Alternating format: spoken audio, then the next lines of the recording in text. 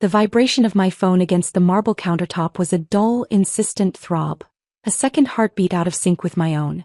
I didn't need to look. I knew it would be Alistair. He'd been calling every 15 minutes since the market closed, a frantic pacing rhythm that spoke of panic barely contained. I let it go to voicemail again, the crystal tumbler of Macallan 25 cool and heavy in my hand. The amber liquid caught the fading Los Angeles light streaming through the floor-to-ceiling windows of my Century City penthouse, turning it into captured fire. Across the room on the massive screen of my tablet the image was frozen. A perfectly curated Instagram post. So grateful for this opportunity.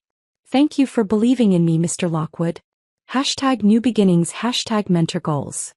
The girl, Aurora Reed, beamed from my leather executive chair behind my reclaimed teak desk. The Eames chair was gone. The framed photograph of me and Alistair at the ribbon cutting for the Shanghai facility was gone. The entire minimalist, serene space I'd designed to be my sanctuary of strategy had been transformed into a pastel-colored, faux-inspirational nightmare. A garish potted orchid sat where my Pritzker Architecture Prize model for the Skyward Towers used to be. My assistant, Marcus, had sent the screenshot with a single line. Not sure if you've seen this. He was a master of understatement. A cold, clean fury sharper than any blade settled in my chest. This wasn't about an office. An office was a room. This was a declaration. A desecration. It was a message sent in the cowardly, passive-aggressive language of social media and orchestrated by my own husband, that my territory, my legacy within Lockwood Gray Global, was now negotiable. That it could be handed like a party favor to a 22-year-old marketing intern with suspiciously good hair and an unnerving habit of calling Alistair sir, in a voice that suggested it was anything but formal. I forwarded the image to Alistair. No text. Just the screenshot. The subject line was the question burning in my throat. Explain. His reply came not in text but in a 23-second voice memo. The background noise was the clinking of glass and the low roar of the varnish, his usual post-market close decompression spot. His words were slurred, wrapped in the arrogant carelessness of single malt courage. Vivian, baby, relax. It's a desk. You're on medical leave for 3 months. The space was just sitting there. Aurora needed a place to coordinate the Thompson campaign. She's a spark, Viv. A real go-getter. Don't make a thing out of it. A spark. A go-getter. I'd built a billion-dollar architectural and development wing for LGG from a sketch on a napkin, and I was being placated over a spark. I didn't bother with a voice memo. My fingers tapped out the text, each letter a precise, cold strike. You have 1 hour. I want every item returned to its exact position. The awards, the model, the chair. Every single thing. Or I will consider the Shanghai joint venture agreement materially breached due to unilateral disrespect of a founding partner. The Shanghai deal. The cornerstone of our next 5-year expansion. My design, my connections, my relentless negotiation with the Zhang conglomerate. It was the sword of Damocles I'd hung over our partnership from the beginning. A final clause only I could trigger. A wife's insurance policy. He didn't reply. The silence stretched, thick and taunting. I waited 58 minutes. Then I picked up the secure line, the red phone that connected directly to David Chen, our COO and the only person besides me who understood the true architecture of the Shanghai deal. David. Execute clause 7.4 on the Zhang contract. Immediate suspension. Cite, partner integrity concerns. No further explanation. Vivian, David's voice was taut with shock. That's a 9-figure launch. The supply chain is already in motion. Then it just stopped moving, I said, my voice perfectly level. 1 hour, David. The clock started 2 minutes ago. I ended the call. 2 minutes later, as the sun finally dipped below the Pacific horizon, turning my skyline view into a tapestry of indigo and electric gold, my phone erupted. Alistair. Call after call. I watched his name flash on the screen, a strobe light of impending chaos. I sipped my whiskey, the smoky heat a counterpoint to the ice in my veins. On the 5th call I answered. I didn't speak. What the hell have you done? His roar was raw, stripped of all pretense, the drunkard's slurs gone, replaced by pure animal panic. The Zhang group just pulled the plug. Vivian, do you have any idea? The manufacturing timelines, the liquidity, it'll gut us. All of this over a goddamn office? Are you insane? For 5 years, through mergers, recessions, and boardroom coups, he had never raised his voice to me. Not like this. Not with this particular flavor of furious, terrified betrayal. It was always us against the problem. Now it was him against me, and the problem was my reaction, not his action. I let the silence after his outburst hang heavy and damning. I took another slow sip, the glass clicking softly against my teeth. It's not about the office, Alistair, I said, my voice so quiet he had to stop shouting to hear it. It's about the fact you thought you could give it away. It's about the awards you let her box up like garage sale junk. It's about you thinking my absence is your opportunity. You have 53 minutes to fix it. Or I'll start on the Frankfurt data hub next. You wouldn't. The model, Alistair. The one on the northwest corner of the desk. It has a hairline fracture on the south tower from when you knocked it over arguing about setback variances. If that fracture isn't there when you send me the photo, I'll know you bought a replacement. And then we'll really see what gutted looks like. I ended the call. He didn't call back. The silence was different this time. Scurrying, productive. I pictured the scene at the Lockwood Grey Tower. Security guards hauling out the orchid, facilities staff scrambling to find the right screwdrivers for the Eames chair, some poor intern, probably not Aurora, digging through storage for my carefully packed achievements. In 47 minutes, my tablet chimed. A new email from Alistair. No text. Just a single high-resolution photograph. The office was restored. Not just similar. Exact. The morning light hit the Pritzker model at the precise angle I liked. The photo of us in Shanghai was back, slightly askew the way I always left it because the magnet on the back was weak. The hairline fracture was visible. He'd even remembered the specific, absurdly expensive brand of mineral water I kept on the side table. I studied it for a full minute, looking for a tell, a flaw, a middle finger hidden in the composition. There was none. Only surrender. I picked up the red phone again. David. Stand down on clause 7.4. Reactivate. Tell Zhang it was a system glitch. Offer them the 0.5% concession we discussed in Q3. My authorization. Understood. I stood, my injured leg protesting as I put weight on it and walked to the wall of glass. The city below was a circuit board of endless ambition. My reflection was a ghost superimposed on it.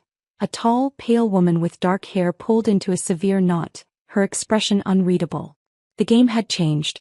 The unspoken rules of our 5-year merger, a marriage of his East Coast old money and my West Coast disruptive genius, had been shredded. He had broken the sanctity of our professional parity, the one thing I valued above the affection that had, surprisingly, grown between us. Affection. That was the dangerous part.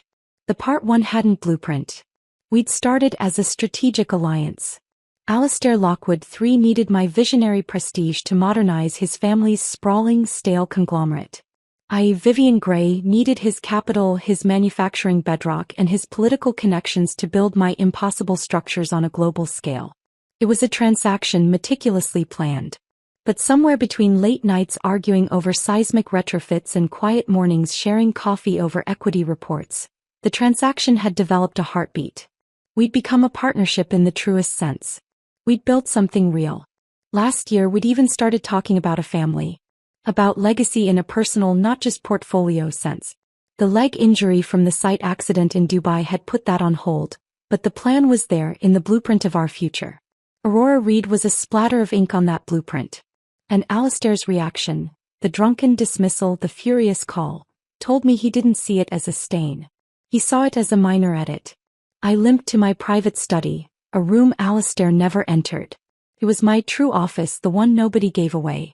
Inside it was all clean lines, hidden panels, and a climate-controlled vault. I keyed in a code and a section of shelving slid back, revealing a safe.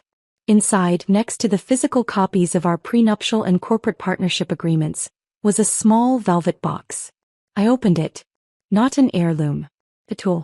A microdrive, encrypted, containing the skeleton keys to every system in Lockwood Grey that I had helped build or fortify. David Chin had one. I had the other. It was our mutual assurance policy, a check on Alistair's occasionally Napoleonic impulses. I hadn't used it. He'll know. I plugged it into a standalone, air-gapped laptop. A few keystrokes and I was into the building's security system. I navigated to the archives, found the camera feeds for the 43rd floor, the executive suite, from today. I fast-forwarded through the chaotic hour of restoration. And there she was. Worried. Not helping. Not looking chastised. She was standing just outside the frame of my office door, her arms crossed, watching the frantic activity with an expression that wasn't upset. Was calculating.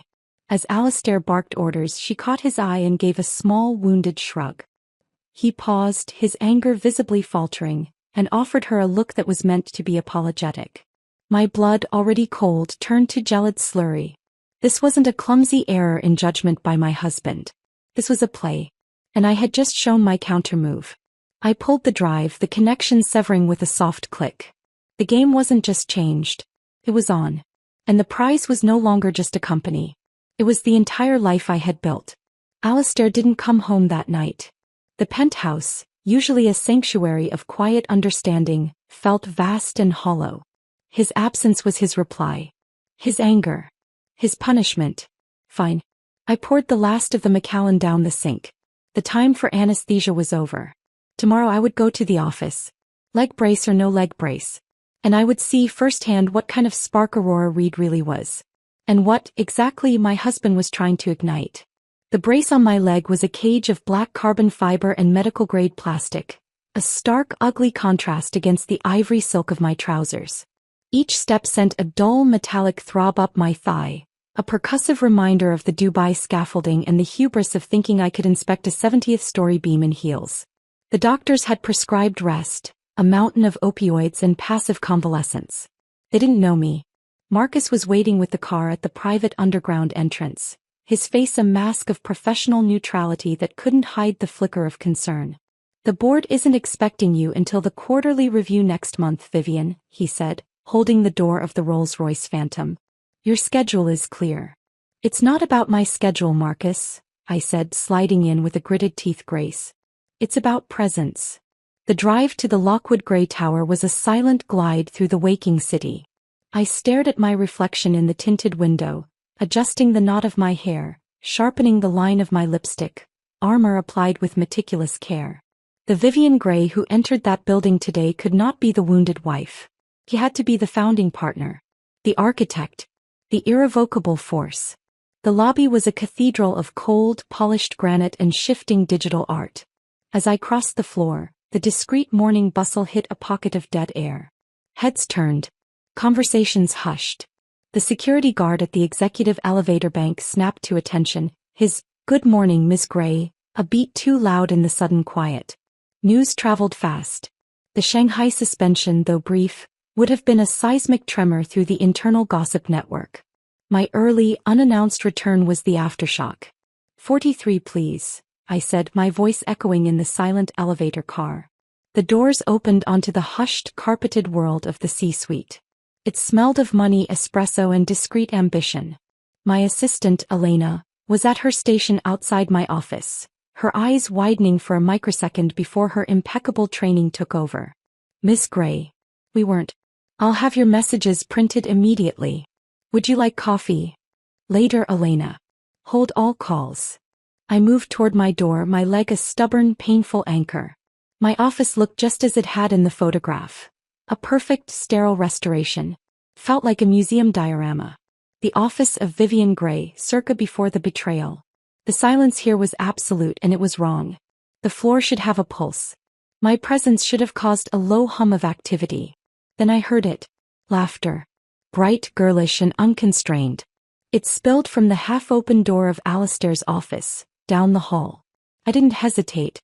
The pain in my leg faded to a distant buzz, overridden by a wave of corrosive clarity. I walked toward the sound, the tap of my one good heel and the soft thump shush of the brace the only warning of my approach. Through the gap in the door I saw the scene. Alistair was behind his desk but leaning back, relaxed. Aurora Reed was perched on the edge of the visitor's chair, angled toward him, not across from him. The space between them was intimate, informal. She was holding a tablet, pointing at something, her face alight with a smile that was equal parts admiration and conspiracy. She was wearing the suit. The Arthur C. Madison couture piece. Ivory wool crepe with geometric jet beading at the cuffs and collar. I'd seen it in a lookbook 6 months ago, a piece of wearable architecture. I'd mentioned it offhand to Alistair over dinner, a moment of unguarded, frivolous desire. It's not just a suit, it's a statement. There are only 3. He'd smiled, kissed my temple and said, then it should be yours. I'd assumed it was a promise. A future gift for closing the Zhang deal. Now it was wrapped around the body of a marketing intern. It fit her perfectly. Of course it did. We were the same size. The laughter died in my throat, replaced by a taste like copper pennies. I didn't knock. I pushed the door open, the solid oak swinging smoothly and silently on its perfect hinges. The tableau shattered. Alistair's easy smile vanished, freezing into a mask of startled guilt. Aurora's animated expression smoothed into a placid, respectful mask so quickly it was like watching a shutter slam down. She stood up, a picture of deferential poise. Vivian. Alistair recovered first, his voice a careful blend of welcome and caution. What are you doing here? You should be home. Resting. Aurora chimed in, her voice a melody of synthetic concern. Miss Gray, we all heard about your accident. Everyone's been so worried. You really shouldn't push yourself. Her eyes were wide, innocent. They flicked to Alistair, a silent, shared understanding of my inconvenient presence. I let my gaze travel slowly from Alistair's tense face down to the suit, then back up to Aurora's. I had some business that couldn't wait, I said, my voice devoid of inflection. But it seems I'm interrupting. Aurora, is it? Yes, ma'am. Aurora Reed. I'm assisting Mr. Lockwood with the Thompson Media rollout. I see. I took a step further into the room. The temperature seemed to drop 10 degrees. And who approved your sartorial budget? That's an Arthur C. Madison. Intern salaries don't typically cover 5-piece bespoke collections. Aurora's hand fluttered instinctively to the jet-beaded collar. A faint blush stained her cheeks. She looked at Alistair, a silent plea. His jaw tightened. Vivian, for God's sake. It was a gift. After the misunderstanding yesterday with the office. Some of the junior staff were giving Aurora a hard time. It was a gesture of appreciation for her hard work. His fabric. I'll get you the next collection, the whole damn thing. Just fabric, I repeated softly. I walked closer, circling Aurora slightly as if appraising a mannequin. No, Alistair. It's a limited edition. It's a work of art you promised to me. It's the principle that you think something earmarked for your wife and business partner can be redistributed as a consolation prize to an intern who had a hard day after overstepping her bounds. I stopped, looking directly at him. Have you lost your mind? Or just your respect for me? Aurora found her voice, a tremulous, wounded thing. Miss Gray, I'm so sorry. I had no idea. Mr. Lockwood just said it was a sample he thought would fit me. I'll take it off right now, of course. Her performance was masterful, the embarrassed, unwitting victim caught in the crossfire of a marital spat. See. Alistair's patience snapped. He stood up, his chair rolling back with a sharp squeak. She's apologizing. It's done. We have the merit meeting at 10, Vivian. This isn't the time or place for a scene. The merit merger? I asked, icy calm. Since when do interns attend board-level acquisition meetings? Aurora's insights on their customer demographics were instrumental in our last pitch, he said, grabbing his briefcase, his movements jerky with anger. She's part of the team. She's earned her place. Earned her place. The words hung in the air, toxic and absurd. She'd been here 6 weeks. He brushed past me, the scent of his Creed Aventus cologne, my choice for him, trailing in his wake. Coming, Aurora? She gave me one last look. A messy blend of faux sympathy and gleaming, undeniable triumph, and scurried after him, the Madison suit swishing with expensive confidence. I stood alone in the epicenter of his betrayal, the silence roaring back. The scene replayed in my mind. His protective anger, her calculated vulnerability, their united front against my unreasonableness. He had chosen a side. In front of me. In my building. The cold fury solidified into a plan. Diamond hard and clear. I returned to my office, locking the door. I ignored the pain screaming up my leg as I sat. I pulled out my personal tablet, not the company-issued one. I navigated to a secure, encrypted cloud drive, labeled only with geographic coordinates. Inside were files not even David Chen had. Contingency plans. The scorched earth protocols I'd designed in secret, not for a business divorce, but for a total corporate catastrophe. I'd never imagined I'd be activating them for this. First, I opened a personnel file I'd compiled myself. Harrison Croft, CEO of Merit Industries. Old school, family-run, deeply conservative. A man who valued loyalty, propriety, and hated scandal more than he loved profit margins. We'd played golf at Pebble Beach. His wife, Eleanor, adored me. I found his private mobile number, the one he gave to friends, not business associates.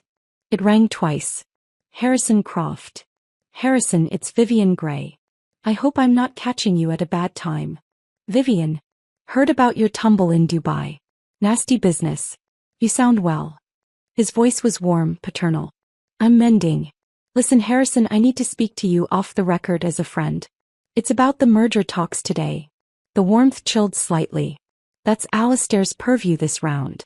You're on medical, aren't you? Technically. But this isn't about technicalities. It's about integrity. Alistair is bringing a new consultant to the meeting today. A very young woman named Aurora Reed. She's his current protégé. I let the word hang, laden with implication. I'm concerned her presence and the nature of their working relationship could be misconstrued. You know how these things look. I wouldn't want any whisper of impropriety to tarnish what should be a historic merger between our families of companies. The silence on the other end was profound. I could hear the gears turning in his old-world mind. Image. Reputation. The shadow of a messy personal scandal. I see, he said finally, his voice gravelly. I appreciate the heads-up, Vivian. Truly. Eleanor will too. We value our partnership with you. As I do with you both, I said softly. Give Eleanor my love. I hung up. The first move was complete. At 11:47 a.m. my phone buzzed. Alistair. I let it ring out. He called again. And again. On the fourth attempt I answered saying nothing. The sound that came through wasn't the roaring anger of the night before. It was a low, seething, utterly humiliated fury. What did you do? I remained silent. Croft. He spat the name. He took one look at Aurora, called her a distraction in front of his entire team.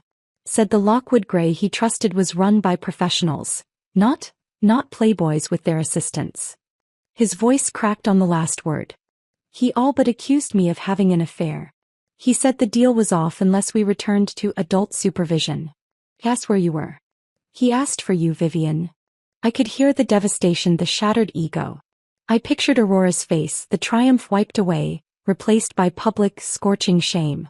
Are you happy? He hissed. You destroyed a $300 million deal.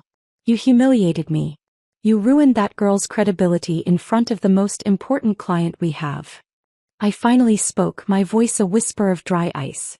No, Alistair. You did that. The moment you put her in that suit and gave her a seat at that table, you wrote the script. I just provided the audience. This is a war, Vivian, he breathed, the threat barely audible. It stopped being a game when you gave away my office, I replied. You started the war. I'm just better equipped to fight it. I ended the call. The aftermath was a silent, satisfying tsunami. Marcus, who monitored everything, sent me updates via secure text. Aurora Reed left the Merit building in tears. The Merit deal is officially on indefinite hold. The 43rd floor kitchen is buzzing.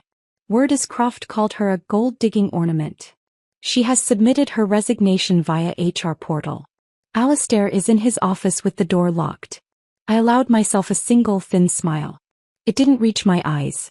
That evening I was in the nursery of the penthouse, the only room that felt truly untouchable. Our son Leo was asleep, his small chest rising and falling with the profound peace of the innocent. I was smoothing his blanket when I felt a presence in the doorway. Alistair stood there, still in his rumpled meeting suit, his tie loose. The anger was gone, replaced by a hollowed-out exhaustion and a stubborn, resentful hurt. She's gone, he said, his voice flat. Aurora. She resigned. Are you satisfied now? I didn't turn from Leo. This was never about her, Alistair. It was about you. And me.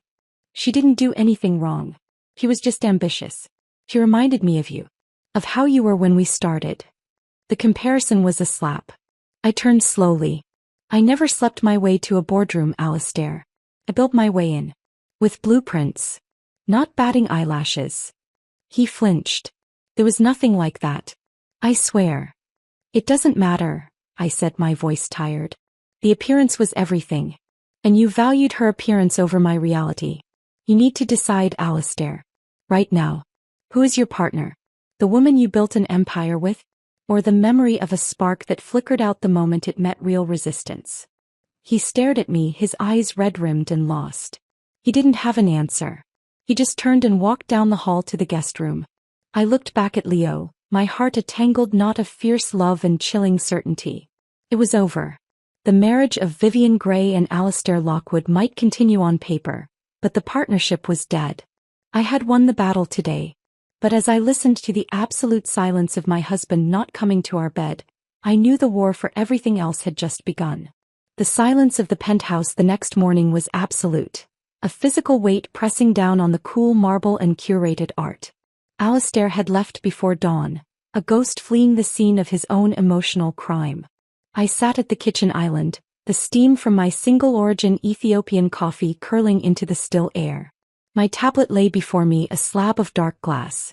I had just finished drafting a series of internal memos, reassigning Aurora Reed's minor projects and formally closing the Thompson campaign file, when the device chimed with a distinctive, melodious tone.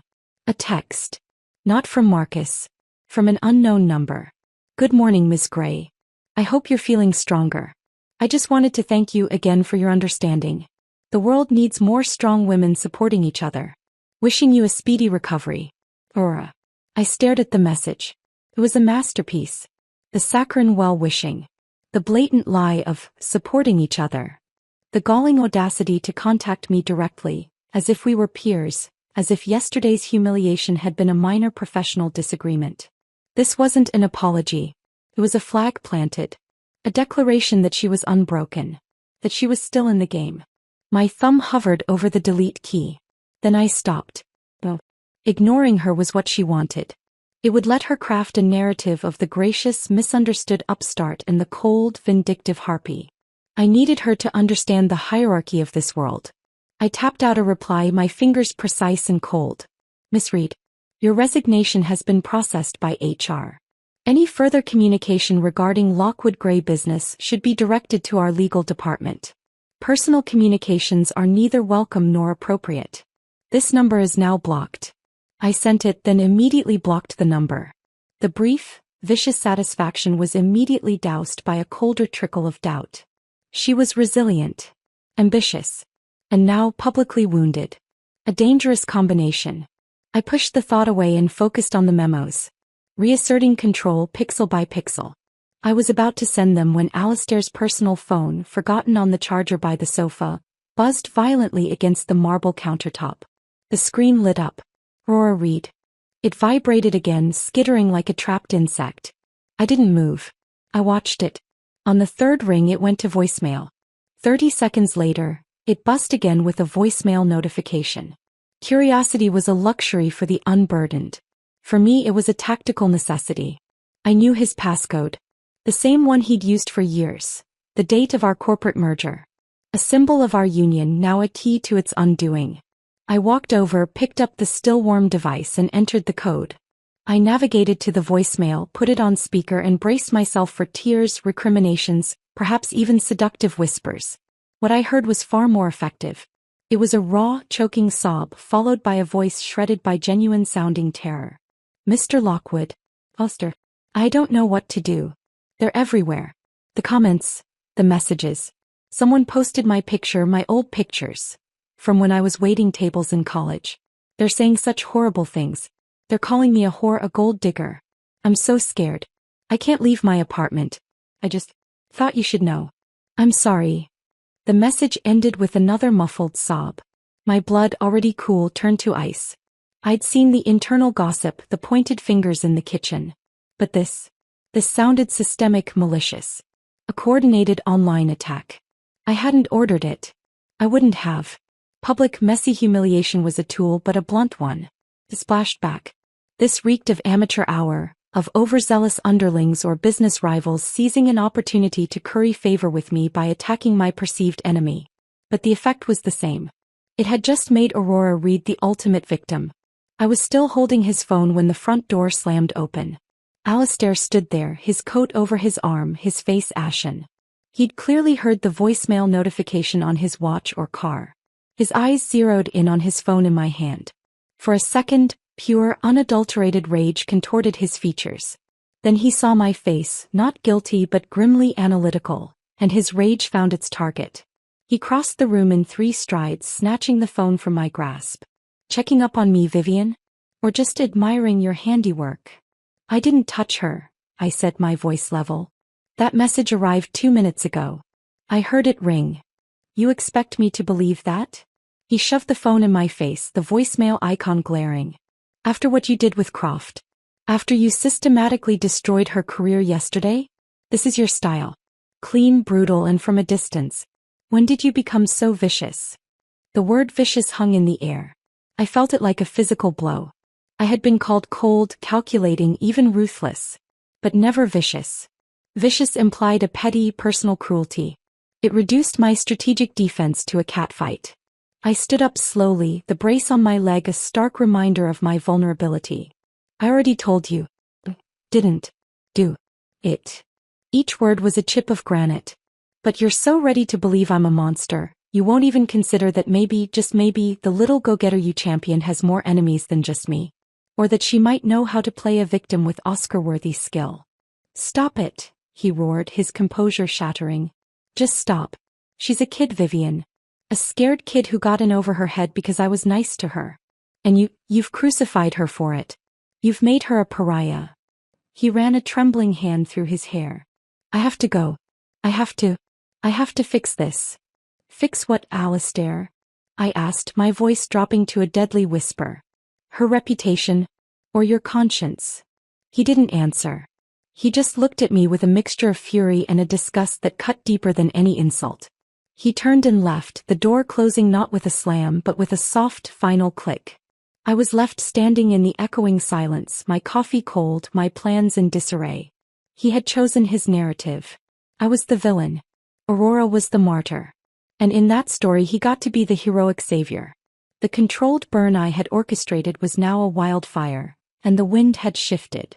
I limped to my study, the leg a throbbing barometer of my stress. I accessed the secure feeds again, this time pulling up the lobby and garage cameras from the last hour. I found him. Alistair, getting into his car, his face set in determined lines. He wasn't going to the office. He was going to her. I spent the afternoon in a state of suspended animation, operating on pure cold instinct. I finalized and sent the memos, dissolving Aurora's phantom projects. I had a terse call with David Chin, ensuring the Shanghai reactivation was seamless. I reviewed the Frankfurt hub blueprints, my professional mind a sanctuary from the personal rot. Marcus's updates began to arrive in the late afternoon, each one a drop of acid. Mr. Lockwood has not been in his office all day. LGG Legal has issued a cease and desist to 3 gossip sites. Statement being drafted re: malicious defamation of an employee. Rumor: Mr. Lockwood is personally overseeing the takedown of all negative content about Ureed. Then the kicker an hour later. Official statement from comms. Lockwood Gray Global does not tolerate the harassment of its dedicated team members. The talent and integrity of our staff, including former intern Aurora Reed, is unquestionable. We are pursuing all legal avenues against those spreading falsehoods. Attached, new org chart.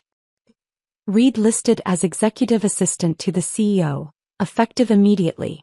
My breath left my body in a slow, painful exhale. Executive assistant. Not just rehired. Promoted.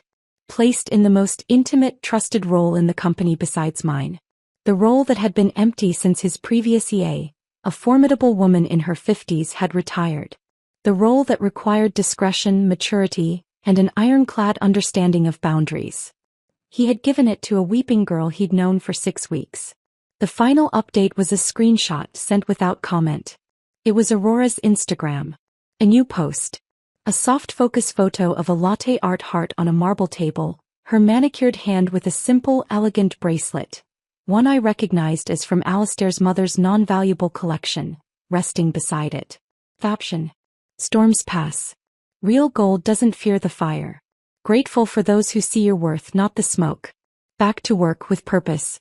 #resilience, #gratitude, #teamLGG. The hashtag was the final insult. Team. He was on the team. I was, what? The opposition? I threw my own phone. It hit the suede wall of my study with a dull thud and slid to the floor unharmed. The violence of the gesture felt good, but it was empty. It changed nothing. I had to see it. I had to smell it. I drove myself to the tower, ignoring the screaming protest from my leg. I took the executive elevator up. The 43rd floor was a tomb. Elena looked up, her eyes wide with a mixture of pity and fear. I didn't acknowledge her. I walked straight to Alistair's office. The door was closed. I didn't knock. I turned the handle and pushed. He was at his desk finally. Aurora was in the chair opposite him, the proper visitor's chair this time, a tablet in her lap. They both looked up. The air in the room was thick with shared purpose, with a united front energy that excluded me utterly. "We need to talk," I said, my voice slicing the quiet. "We're in the middle of something," Alistair said, not even a pretense of warmth. His eyes were flint. "It can wait." "It can't." He stood, gathering a folder. "We have a briefing with the crisis team in 5. The fallout from the Merit disaster needs managing." He said it as if the disaster were an act of God, not a direct consequence of his own choices. I looked at Aurora. She met my gaze, and this time there was no respect, no wounded innocence. Her eyes were clear, calm, and held a glint of unmistakable victory. I had him. Completely. And she knew I knew it. "Fine," I said, my voice dangerously soft. I stepped aside, gesturing to the door. "Don't let me keep you." He brushed past me, Aurora following a half-step behind. As she passed, the scent of her perfume, something floral and expensive, a recent gift no doubt, clashed with the familiar aroma of the office. She didn't look at me again. I stood alone in the epicenter of my defeat. He had chosen. Publicly, definitively. He had mobilized the full legal and PR apparatus of our company to protect her, had given her a title that placed her at his right hand, and had just walked out with her, treating me as the interruption. The partnership was not just dead. It was being dismantled, and she was being given the tools. I walked to the window, looking out at the city I had helped shape. The anger was gone, burned away, leaving a vast, arid plain of absolute clarity. He had made this personal. He had made it a war of attrition against me, Vivian Gray. So be it. I turned from the window. The time for memos and boardroom maneuvers was over. The time for a tactical retreat was over. Alistair Lockwood had just handed the enemy a map to our fortress and a key to the armory. It was time to burn the fortress down. The quiet in the penthouse that night was no longer oppressive. It was the calm in the eye of the storm, a space of terrifying clarity. Alistair did not come home. The guest room remained empty. He was likely at some hotel or perhaps somewhere more comforting. I didn't care. His physical absence was just a symptom of the deeper, irrevocable rupture. I sat in my study, the lights low. The shattered phone lay on my desk, a silent testament to a moment of lost control I could not afford to repeat. Before me was a clean legal pad. At the top I had written 2 words: division of assets. This was no longer about winning an argument or reclaiming an office. This was about survival. The 5-year merger of Lockwood Capital and Gray Global was over. The 5-year marriage of Alistair Lockwood and Vivian Gray was a casualty of that corporate dissolution. My heart, a traitorous organ I had long tried to govern with logic, ached with a dull, persistent throb. But I cordoned off the pain, walled it behind sheets of bulletproof glass labeled liability. I could not afford to feel. I could only plan. I picked up my private line, the one with total encryption, and dialed a number I had hoped never to use in this context. Daniel Thorne. The voice was crisp, alert despite the late hour. He was the best divorce attorney on the West Coast, a razor in a Savile Row suit. He'd handled the dissolutions of tech giants and Hollywood dynasties. His retainer was a standing order, an insurance policy I'd taken out the day we signed the merger papers. "Daniel, it's Vivian Gray. I need you to draft a divorce settlement. Full separation of all marital and corporate assets. I want it meticulous, airtight, and brutal. Use the prenup as the baseline, but I want every subsidiary, every patent, every real estate holding parse to the molecule. There was a beat of stunned silence on the other end. Daniel was not a man easily stunned. "Vivian," he said carefully. "This is a significant step. Are you certain?" "The market implications alone." "I am certain. The pretense is over. He has publicly aligned himself against me within our own company. The partnership is untenable. I want the papers ready in 72 hours. 72 hours is aggressive. Should I notify his counsel?" "No. No one is to know. This comes from me directly to you. This is not a negotiation yet. This is a declaration of terms." "Understood," he said, and I could hear the shift in his voice, the click of a master switch being thrown. The human Daniel receded. The legal weapon emerged. "I'll need full access to the shared financials, the corporate ownership trees, the trusts." "You'll have it. I'm sending the first tranche of data now." I tapped a command on my laptop, sending encrypted files through a secure tunnel to his firm's server. "Start with the overseas holdings. The Singapore fund, the Berlin development arm.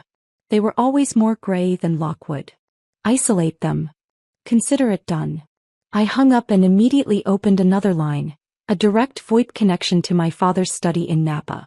Charles Gray answered on the first ring. "Viv, it's late." His voice, always a rumble of quiet authority, was laced with concern. "Dad, I'm divorcing Alistair." The silence that followed was different from Daniel's. It was heavy, paternal, absorbing the shock. Things like the intern. It wasn't a question. The gossip, even at his distance, had clearly reached him. "It's not just the intern. It's the betrayal of the partnership. He's chosen her side in a corporate war. Against me." "Have you thought this through?" he asked, but his tone wasn't doubtful. It was procedural. The Grays did not make impulsive moves. The blueprint is drawn. I need to know you and Mom will support me." His answer was immediate. "You are a Gray. Your mother and I have trusted your judgment since you were 16 and redesigned the winery's irrigation system to save us 40% in water costs. We didn't understand the merger when you proposed it, but we trusted you. We trust you now. What do you need?" The solidity of his support was a pillar in the quaking ground. "I need you to hold steady. There will be noise. Findle. The Lockwoods will play dirty. They'll try to paint me as the unstable, vengeful woman who broke up the empire." "Let them try," he grunted. "We have our own empire. What's the first move?" "I'm dissolving the integration. Pulling Gray assets out of the LGG structure. I've already started." "Good." I could hear the sound of a pen scratching on paper. "I'll call the board of the family trust in the morning. We'll be a unified front." "Thank you, Dad." "Don't thank me. Just win." The call ended. The two pillars of my new foundation were set, legal and familial. Now for the corporate demolition. For the next 48 hours I operated from my study like a general in a bunker. My leg was a constant grating pain ignored. I survived on espresso and a cold, focused fury. I began with the overseas channels, the lifeblood I had brought to the merger. With a series of encrypted directives to my loyalist plant managers and logistics heads in Rotterdam, Singapore and Shenzhen, I suspended all preferential shipping and processing for LGG subsidiaries. The official reason: system audits and reconfiguration. The effect: within hours, Lockwood manufacturing lines that relied on just-in-time delivery from my ports began to stutter. Next, the talent. The core of Lockwood Gray's innovation wasn't its name. It was the elite R&D team I had poached from Caltech and MIT, the structural engineers and material scientists who followed me, not a logo. I had their personal loyalty clauses and their compensation packages routed through Gray Global Holdings. I drafted a simple, devastating memo. To the Gray Global Advanced Concepts team, your dedication and genius are the cornerstone of our future. To ensure that future remains bright and unfettered, all team members are hereby recalled to Gray Global's new primary R&D facility, effective immediately. Relocation bonuses have been tripled. Your current projects at LGG will be handled by transition teams. I signed it. I didn't send it yet. It was a warhead waiting for its launch code. The financial separation was more delicate. I worked with a discreet forensic accountant Daniel recommended. We began the slow, deliberate process of disentangling joint accounts, moving liquid assets and retitling properties that were legally mine but emotionally ours. The penthouse bought with grey capital would stay mine. The Hamptons estate, a Lockwood wedding gift, would be his problem. Marcus was my eyes and ears in the crumbling empire. His updates were clinical, but I read between the lines. LGG stock is down 8% on rumors of supply chain disruption. The Frankfurt Data Hub project is stalled. The lead architect, one of yours, called in sick. Mr. Lockwood and Ms. Reed are a constant presence together.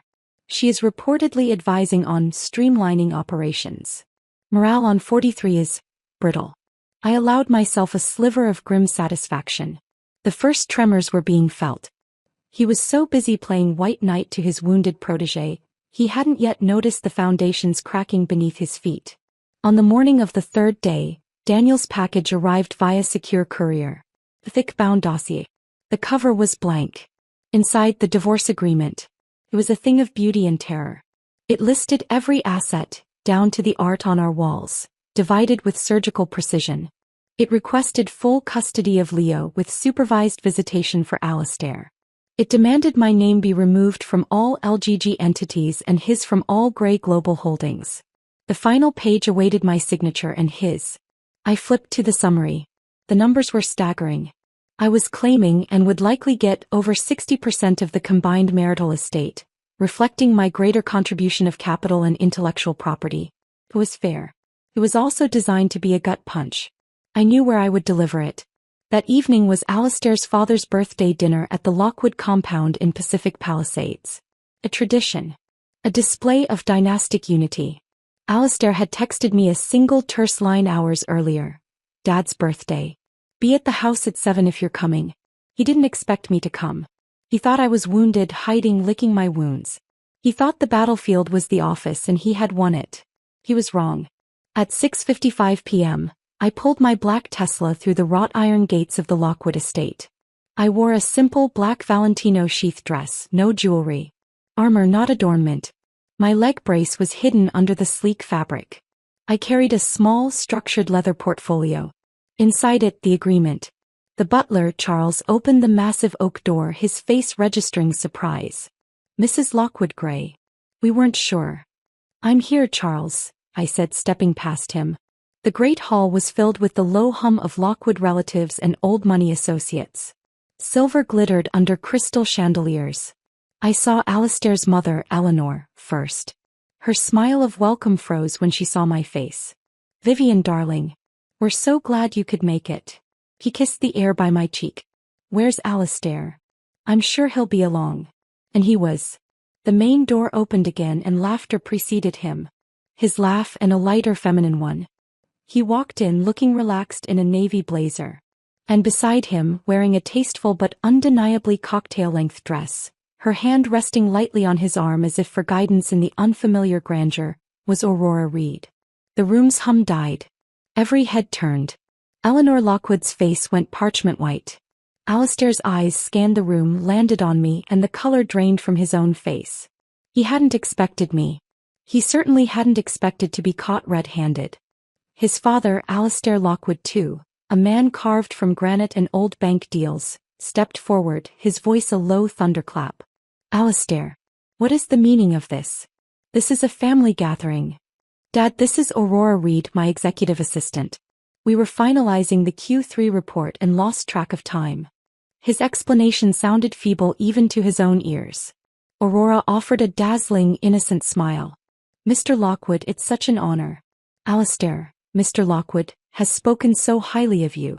I'm sorry to intrude. Then don't, the elder Lockwood said coldly. Charles, see the young lady out. The butler moved forward. Aurora's smile didn't waver, but her eyes flickered to Alistair, a silent signal. Dad, that's not necessary, Alistair said, stepping slightly in front of her. A protector. She's my guest. It was the final, unforgivable act. Bringing her here to this sanctum and defending her against his own family. For me it was the perfect opening.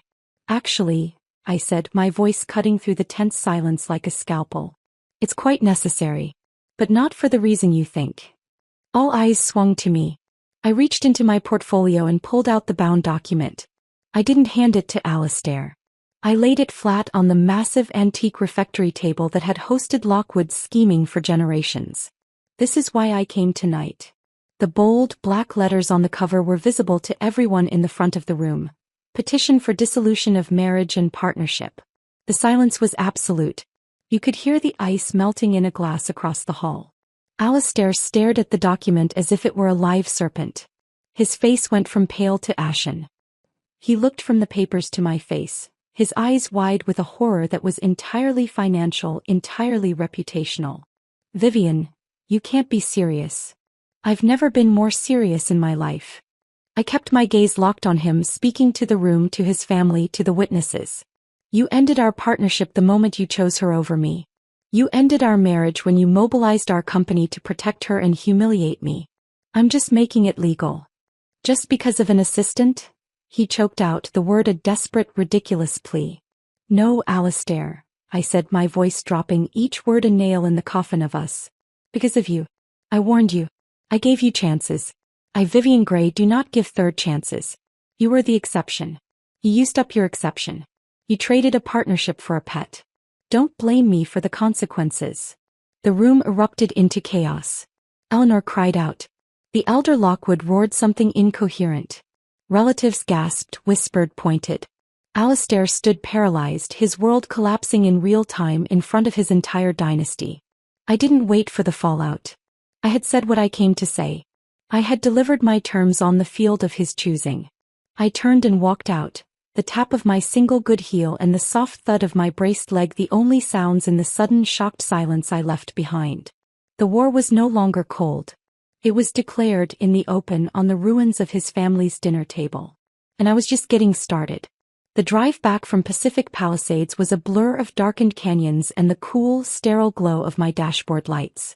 Inside the car, there was only the hum of the electric motor and the static roar of my own thoughts.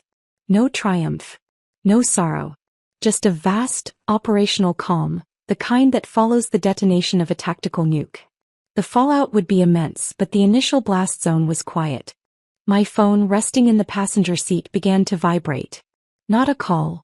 A barrage of texts, emails, and news alerts, a digital echo of the chaos I'd left behind. I ignored them all.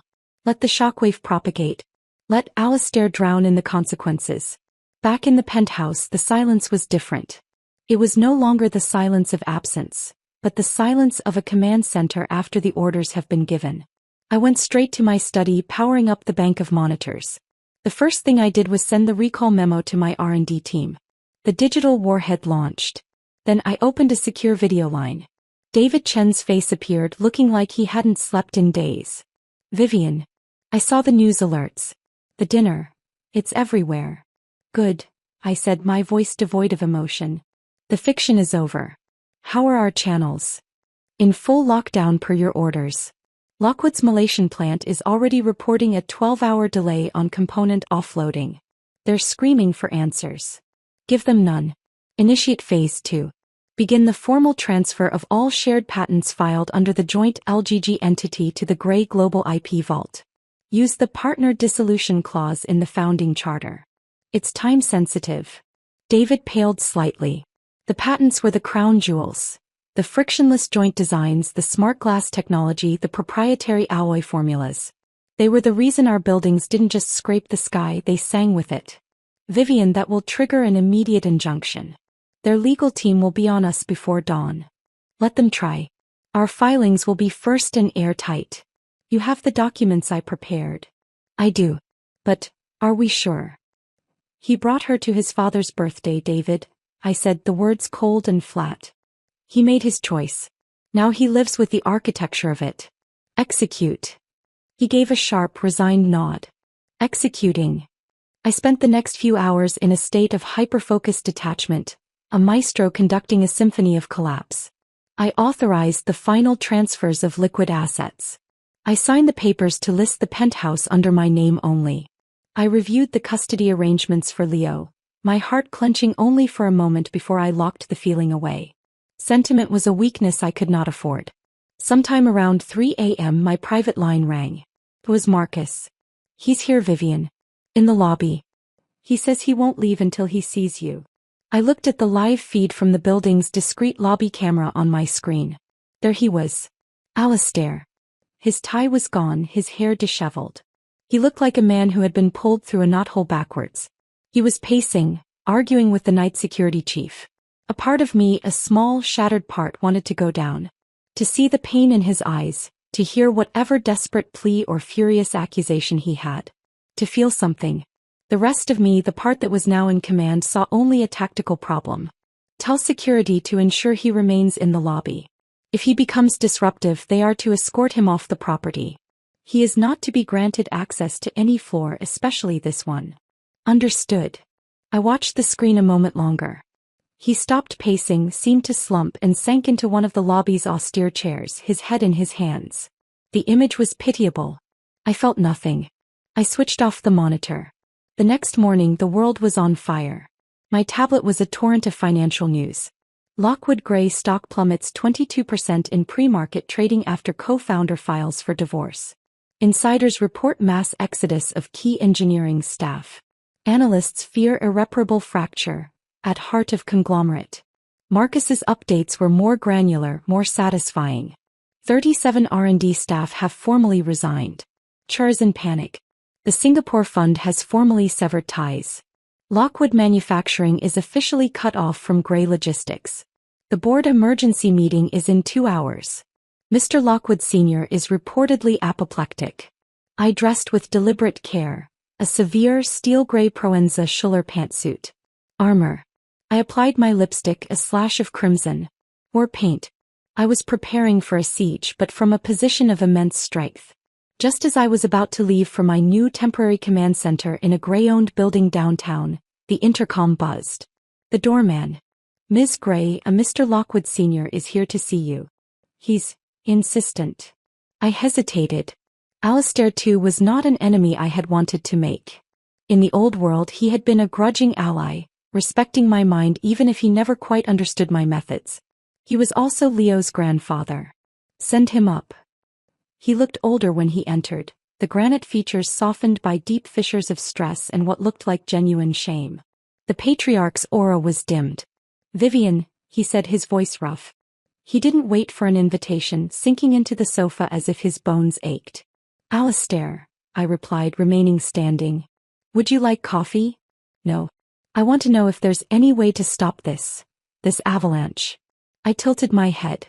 The avalanche was triggered the moment your son decided my office was a gift he could give. It gained mass when he gave her my suit. It became unstoppable when he made her his executive assistant and took her to your home. I'm not steering it anymore. I'm just surviving it. He winced, closing his eyes for a moment. He's a fool. A blind, arrogant fool. I raced him to value the dynasty, the legacy.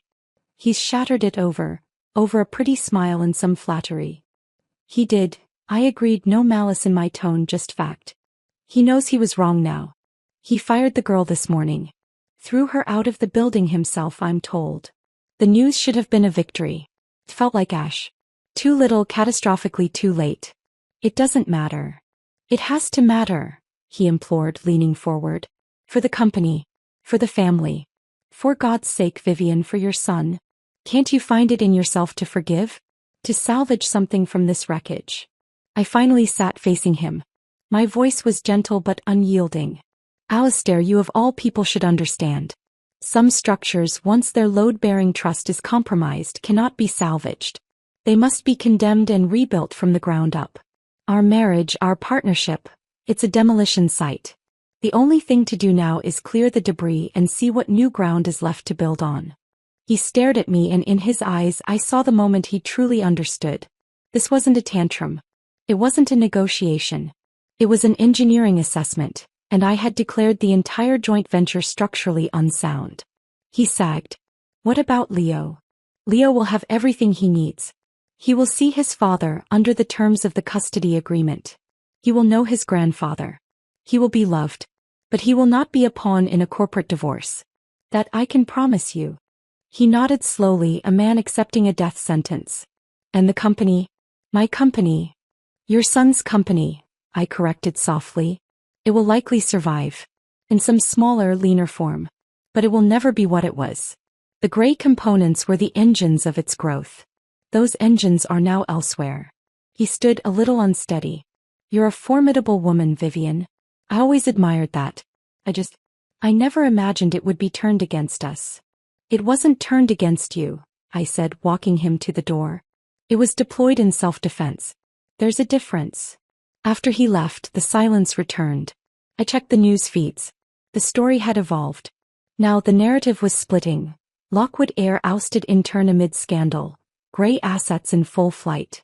The comments were a predictable mix of schadenfreude, misogyny, and Wall Street panic. My phone buzzed. A blocked number. A text. You think you've won. You've just made yourself alone. And I'm still here. Like a cockroach after the nuclear winter. Her resilience was almost impressive. I deleted the message and blocked the number again. Her fate was no longer my concern. She was a symptom, not the disease. The final piece of my plan required a personal touch. I took a car to my new headquarters. A sleek, half-empty floor in a building I owned outright. My team, the loyalists who had followed me, was already there, setting up workstations, the energy frantic but euphoric. We were refugees building a new country. In my pristine, temporary office I made one last call. To my attorney, Daniel. The agreement was delivered. His father came to see me. The message is sent. Now we wait for his signature. He's refusing, Daniel said. His counsel is arguing coercion, undue influence, claiming the prenup is invalid under the circumstances. I smiled, a thin, cold curve of my lips. Then we proceed to court. And we unleash the full, unredacted financial audit. We show every time Lockwood Capital was buoyed by grey liquidity. Every patent he profited from that came from my labs. We make it so public, so humiliating, that his own board will force him to sign to avoid total annihilation. That's the play? Daniel asked, a hint of awe in his voice. That's the only play left, I said, looking out at the city, my city, from a new vantage point. He wanted a war. He just never bothered to read my battle plans. I hung up. The unraveling was complete. The threads of our joined lives were cut, the fabric in tatters around him. My new tapestry, woven with threads of steel and ambition, was just beginning on the loom. The empire was halved. But my half, I knew with cold certainty, was the half that had always been the future. 3 months passed in a blur of controlled chaos. The public scandal had cooled from a roaring inferno to a bed of banked coals, still capable of searing anyone who got too close, but no longer lighting up the front pages. The financial carnage, however, was a live wire, snapping and sparking through the markets. Lockwood Gray Global was now just the Lockwood Group. The name change was a necessity, a branding tourniquet applied to a gushing wound. Their stock had stabilized at roughly 40% of its pre-collapse value. They were alive but on life support. A smaller, meaner entity forced to sell off non-core assets and retreat to their traditional manufacturing strongholds. The glittering, futuristic projects, the Shanghai Tower, the Frankfurt Data Hub, were either frozen or had been quietly acquired by newly formed Gray Global subsidiaries at fire sale prices. Poetic justice, purchased at a discount. My world was a study in contrasting order. Gray Global now operated from a stunning, purpose-renovated warehouse in the Arts District.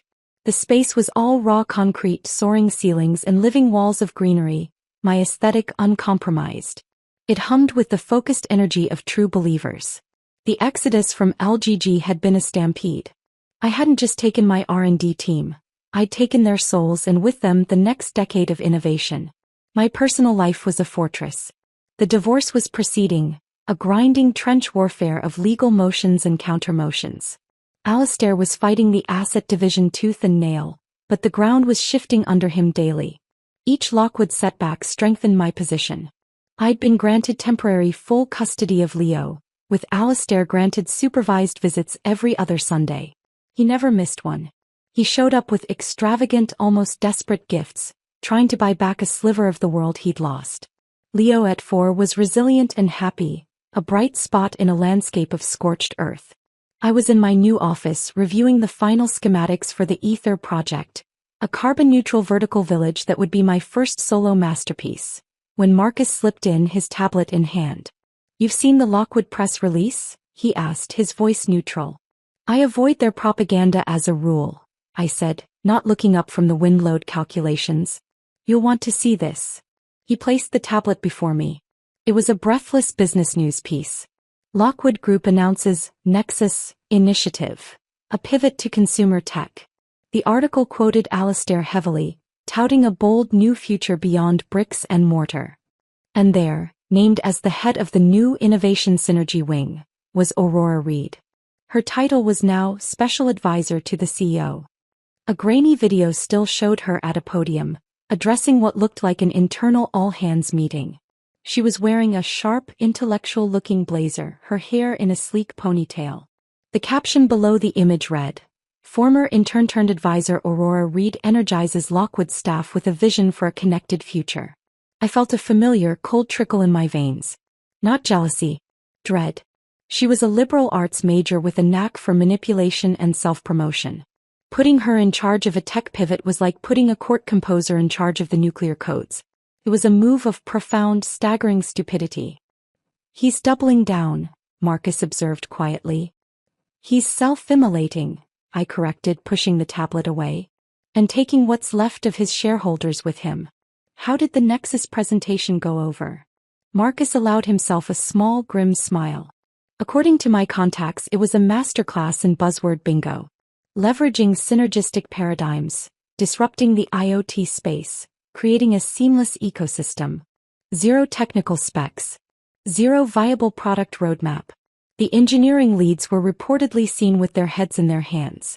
The board is furious, but Alistair Sr. is apparently too weakened to rein him in. The son has the reins. I leaned back, steepling my fingers. Aurora Reed is a parasite.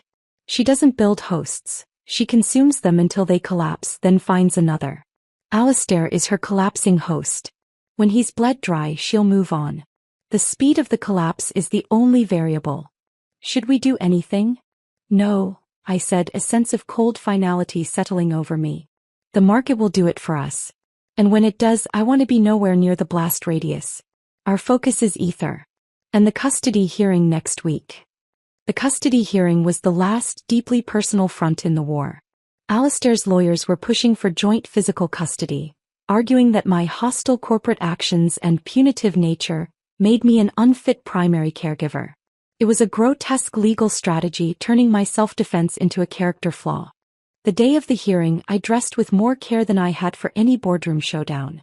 A soft cream-colored sweater dress, low heels. Approachable. Stable. Motherly. A performance, yes, but one for the most important audience of my life.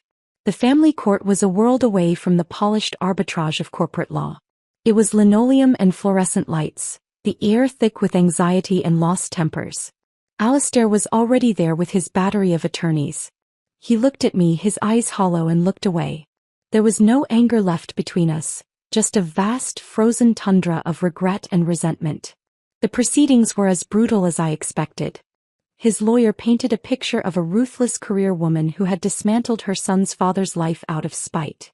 My lawyer, a steely woman named Anya who specialized in high-net-worth family law, systematically dismantled the argument. She presented evidence. My flexible work schedule built around Leo, the on-site certified childcare facility at Gray Global, the logs of every school event and doctor's appointment I'd attended versus Alistair's sporadic presence. She presented the psychological evaluation, which stated Leo was a well-adjusted, thriving child in my primary care. Then she played her ace. With the judge's permission, she submitted into evidence a series of printed social media posts from Aurora Reed's account over the past few months. Photos of lavish dinners with Alistair, captioned about mentorship. A picture of them on a strategy retreat in Napa posed side by side. The final one was a selfie from what was clearly the back of a chauffeured car. Aurora smiling, Alistair visible in the reflection of the window looking at her. "Your Honor," Anya said, her voice calm and lethal. "While my client has been focused on providing a stable, nurturing home, the child's father has been publicly and inextricably linked to the very individual who caused the marital breakdown. This ongoing, highly visible association creates an environment of instability and confusion for the child, and calls into serious question Mr. Lockwood's judgment and priorities." Alistair's lawyer objected vehemently, but the damage was done. The judge, a weary-looking woman with sharp eyes, looked from the photos to Alistair, her expression unreadable. In the end, the ruling was a victory, but a Pyrrhic one. I was granted primary physical custody. Alistair's visitation was expanded to include one overnight every other weekend and one dinner per week, contingent on him completing a series of co-parenting counseling sessions. The judge also issued a stern non-legal warning. She strongly advised that extraneous personal relationships not be introduced to the child for the foreseeable future, for the sake of his emotional well-being. As we left the courtroom, Alistair caught up to me in the corridor, his lawyers hanging back. "You didn't have to do that," he said, his voice thick. "Drag her into it. She has nothing to do with Leo." I stopped and turned to face him. For the first time I saw not my adversary but the ghost of the man I'd loved, haunted, diminished, lost. "She has everything to do with it, Alistair. She's the reason we're here. You made sure of that. The judge didn't rule against you because of me. She ruled against you because of you." He flinched as if struck. I saw a flicker of the old, entitled anger, but it died before it could catch flame, smothered by the overwhelming ash of consequence. He had nothing left to say. He just turned and walked away, a lonely figure in an expensive, now ill-fitting suit. The victory felt hollow. I had secured my son, but I had also cemented the finality of the ruin. There was no path back, not even a distant, theoretical one. A week later, the other shoe dropped. The Nexus initiative launched its first product, a smart home hydration system that synced with a poorly reviewed app. It was savaged by tech reviewers as derivative, buggy, and overpriced. The launch was a spectacular public flop. Lockwood Group stock took another precipitous dive. The following day, my phone lit up with a call from an unknown number. Instinct told me to ignore it. A deeper, colder curiosity made me answer. Vivian Gray. The voice on the other end was male, smooth, and laced with a predatory calm I recognized instantly. Silas Vance. A corporate raider, a vulture who specialized in circling wounded giants. "Silas. To what do I owe the pleasure?" "Just admiring the landscape, Vivian. Or what's left of it. Your former associate has made quite a mess of things over at Lockwood." "He's not my associate." "Semantics. The point is the carcass is ripe. My funds have been acquiring a significant position. We're considering a tender offer. A hostile one." I felt a jolt, not of concern for Alistair but of strategic alarm. Silas Vance in control of Lockwood's remaining manufacturing base would be a nuisance, a chaotic and aggressive competitor. "Why are you telling me this?" "Because," he said, the smile audible in his voice, "I know you still hold a blocking share from the original merger structure. And I know you'd rather see it burn than see me have it. I'm offering you a clean exit. Sell me your shares at a 15% premium to today's cratered price. Walk away rich and wash your hands of the whole stinking mess." I was silent, calculating. He was right. I did hold the shares. I'd kept them as a final piece of leverage, a last resort option. "I'll consider it," I said non-committally. "Don't consider too long. The offer expires at market close tomorrow. The Boy King won't last the week once I move." He hung up. I sat in the gathering dusk of my office, the city lights beginning to glitter like scattered diamonds. Silas was a monster, but he was a predictable one. Alistair had created this vulnerability. He had invited the wolf to the door by weakening the house so profoundly. I thought of Leo. I thought of the future. Holding those shares tied me to the past, to the chaos, to the endless drama of Alistair's downfall. Selling them would sever the last financial tie. It would be the final formal acknowledgement that the story of Lockwood and Gray was over. It would also give Silas Vance the keys to the kingdom. A kingdom I had helped build. The choice was clear, and for the first time in months, it was not a choice between bad and worse. It was a choice between the past and the future. I picked up the phone and called my broker. "Sell," I said, my voice echoing in the quiet, expansive room. "Sell every last Lockwood share." The deed was done. The last thread was cut. I was finally, utterly free. The final severing of my financial ties to the Lockwood corpse felt less like a victory and more like the removal of a necrotic limb. There was a phantom pain, a ghostly echo of what had been a living, interconnected system, but the overwhelming sensation was relief. The poison was out.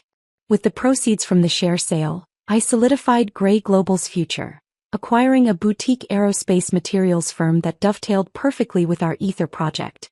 We were no longer just an architectural firm. We were becoming a laboratory for the future of human habitation.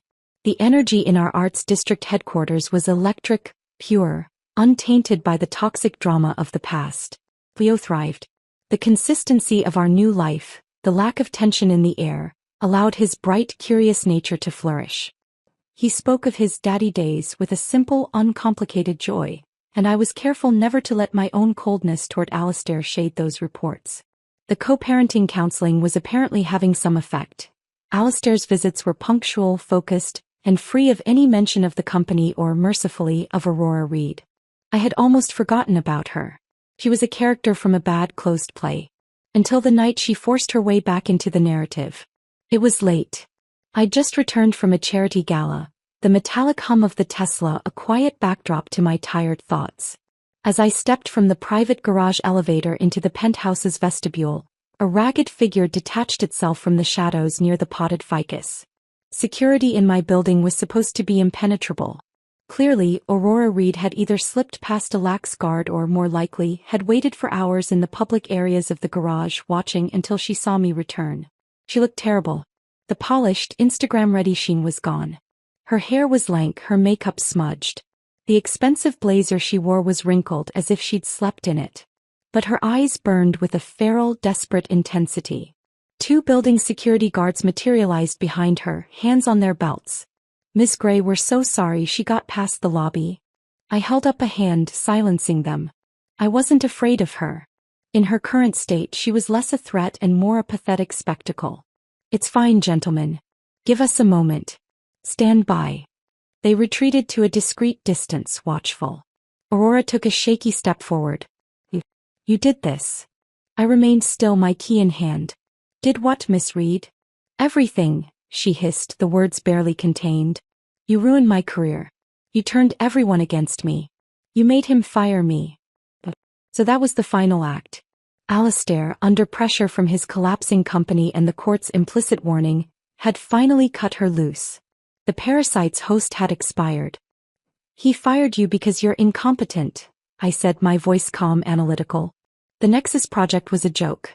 A liberal arts major with a taste for luxury goods trying to helm a tech division? It was a disaster waiting to happen. The market merely confirmed it. Her face contorted. I had ideas. Vision. He believed in me. He was infatuated with the reflection of his own generosity, I corrected coldly. You were a shiny object, a distraction from his failing marriage and his own inadequacies. You mistook his midlife crisis for mentorship. You confused manipulation for talent. You lied to your superiors and misled your peers, hiding behind his crumbling authority. You're not a professional, Aurora. You're a performance. And the reviews are in. I was hitting every nerve, deliberately, surgically. I wanted her to understand completely why she had failed.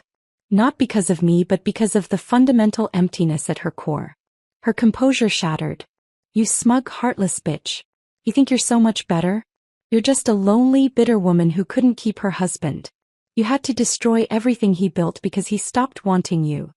The words, meant to wound, bounced off the armor I'd forged over these last brutal months. They were the desperate, cliched arrows of someone who had no real ammunition left. What I am, I said, taking a single step closer, my voice dropping to a whisper that carried like a shard of ice, is the woman who built the empire your mentor is currently watching burn to the ground. What you are is the spark that accidentally lit the match. You're not an arsonist, Aurora. You're kindling. And you've been consumed. Her breath hitched. The fury in her eyes began to melt into something worse. The dawning horror of truth. She had played a game she didn't understand with stakes far higher than social media likes and a corner office. Suddenly she lunged. It wasn't a coherent attack, just a blind, shrieking rush of nails and rage. I didn't flinch. Before she could cover half the distance, the 2 security guards were on her, grabbing her arms, hauling her back. She thrashed like a wild animal, screaming curses, her voice echoing in the polished marble hall. I walked slowly to where they held her, her wrists pinned behind her. I looked down at her, this broken, furious girl who had tried to steal my life. Aurora Reed, I said, my tone devoid of all emotion. If you ever come near me, my home, or my son again, I will not call security. I will ruin you so thoroughly, so inescapably, that you will spend the rest of your life wishing you'd just stayed a waitress. Ending you would be simpler than ending a phone call. Pray you never see me again. The fight went out of her. The screams turned into ragged, hiccuping sobs. The guards at my nod began to drag her limp now toward the service elevator. Call the police, I instructed the lead guard. File trespassing and attempted assault charges. Press them. I want a restraining order by morning. Yes, Ms. Gray. I turned and unlocked my door, stepping into the quiet sanctuary of my home. I leaned against the closed door, listening as the last echoes of her ravings faded. My heart was pounding, but not from fear. From the final violent expulsion of a toxin. The fallout was swift and brutal, though I had no hand in it. The internet, that fickle beast, did the work. Someone, a disgruntled Lockwood employee, a rival of Aurora's, someone seeking my favor, dug into her past. The photos appeared on gossip sites late that night. Aurora, years younger, in a revealing uniform, pouring drinks for leering men at a high-end nightclub. Then came security footage from a Rodeo Drive boutique, showing her slipping a bracelet into her purse. Finally, screenshots of old college message board posts, bragging about manipulating a boyfriend into paying her tuition. It was a character assassination of breathtaking completeness. I hadn't ordered it. I didn't need to. She had made herself the enemy of a powerful woman, and in certain circles, that was a capital offense. People acted on their own, eager to deliver a head on a platter.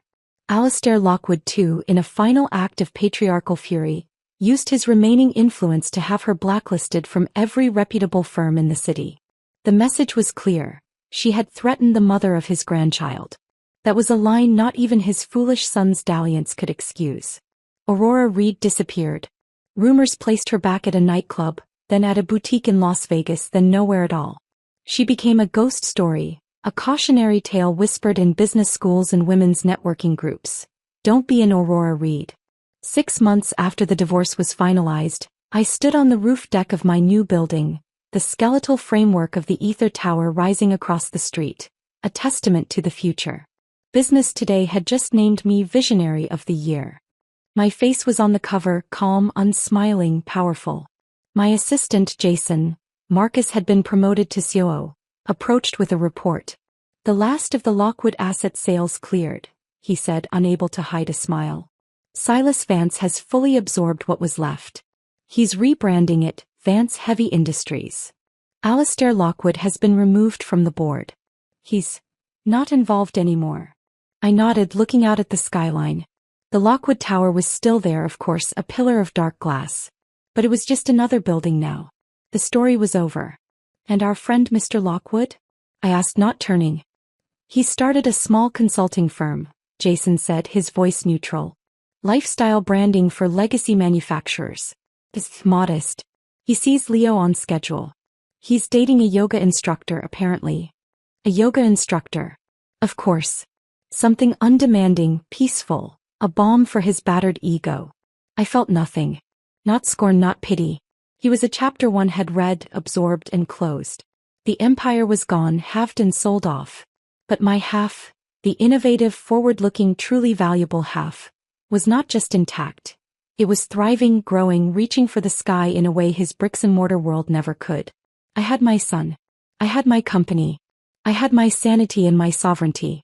The reckoning was complete. The ledger was settled. The past was ashes. And from those ashes I was building something that would touch the stars. 3 years is a lifetime in the world I'd rebuilt. It's the time it takes for a sapling to become a young tree, for a child to lose the last softness of toddlerhood, for a sketch on a napkin to become a silhouette against the sky. The Ether Tower wasn't just a building, it was a manifesto. A vertical village of interlocking terraces and sky gardens, powered by embedded solar film and gravity batteries, its air filtered by a living internal ecosystem of moss and microalgae. It was my heart, my brain, my defiance, cast in glass and regenerated concrete. And today it was complete. I stood at the apex in the glass-enclosed observatory that would be my new office. Below, Los Angeles sprawled in a haze of golden hour light. Up here, the only sound was the whisper of the climate control and the distant hum of the city, a peaceful white noise. My leg, long since healed, bore no brace. The only remnants of that time were a faint scar and a bone-deep understanding of my own resilience. My son Leo, now a vibrant, inquisitive 7-year-old, was at my side, his nose pressed against the glass. "It's like we're in a spaceship, Mom." "We are," I said, resting a hand on his shoulder. "A spaceship that never leaves home." My world was orderly, prosperous, and mine alone. Grey Global was a beacon, attracting the best minds who wanted to build the future, not just manage the past. We'd moved beyond architecture into sustainable urban systems, our technology licensed to cities from Stockholm to Singapore. The Grey model was studied in universities. The Lockwood name had faded into a niche obscurity. Lockwood Consultancy was a small, quiet operation. Alistair, from what I heard through the delicate, unavoidable grapevine of mutual acquaintances, had found a kind of peace in his diminished scope. He saw Leo regularly, their relationship a simple, uncomplicated bond of father and son, stripped of corporate weight and marital tension. He was polite, almost formal with me during drop-offs, a stranger I had once known intimately. The yoga instructor was now his wife. I wished them no ill will. They were irrelevant. As for Aurora Reed, she was a ghost. A rumor of a ghost. Someone thought they'd seen her waitressing in Phoenix. Another heard she'd moved back home to the Midwest. She was a footnote, a warning tale. She had tried to climb a ladder propped against the wrong wall, and the wall had crumbled. I had won. By every metric that mattered to the person I was now, security, autonomy, legacy, motherhood, I had won decisively. So why, on this day of supreme triumph, standing in the crystal crown of my own creation, did I feel a hollow echo? It wasn't regret for Alistair. That bridge was ash and I had no desire to rebuild it. It wasn't loneliness in the romantic sense. The idea of merging my hard-won sovereignty with another person's chaos held less appeal than a root canal. It was the silence of the victory itself. The battles had been fierce, public, and all-consuming. The strategies had been complex and thrilling in their terrible way. And now there was only the quiet hum of success. The adrenaline was gone.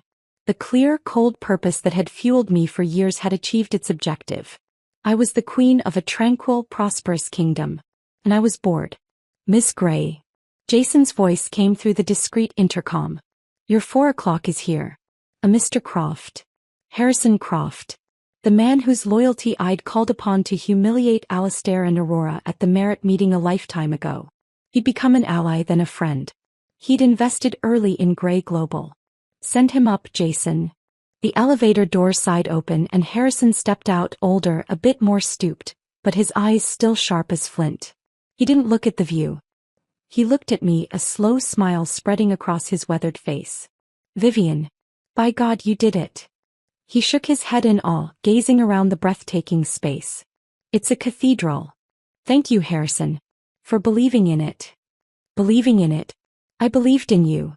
He walked over, clapping a gentle hand on my back. "Eleanor sends her love. She's sorry she couldn't be here for the opening gala." "Next time," I smiled. His expression grew more serious. "I heard from an old friend in venture capital. Silas Vance." The name was a cold draft in my serene space. "What about him?" "He's circling again. Not Lockwood, there's nothing left to pick over. He's looking at green tech. Specifically, next-generation photovoltaic and water reclamation. The sectors you're about to dominate." I felt a familiar, cold flicker in my chest. Not fear. Anticipation. "He's welcome to look. He's not just looking, Vivian. He's building a war chest. He sees you as the final great prize. The one that got away from him last time. He thinks your empire, for all its growth, is still a personal fiefdom. That it's vulnerable because it's so tied to one visionary." He was voicing my own silent, hollow echo. The vulnerability of a kingdom built by a single monarch. "What are you suggesting, Harrison?" "I'm not suggesting. I'm observing." He met my gaze. "You built this to prove you could. To prove you didn't need him. You've proved it. Spectacularly. So, what now? You gonna spend the next 20 years just being the queen of ether? A brilliant, lonely monument." The question hung in the thin, refined air. It was the question I'd been avoiding. "I have Leo. I have this." My gesture encompassed the tower, the city.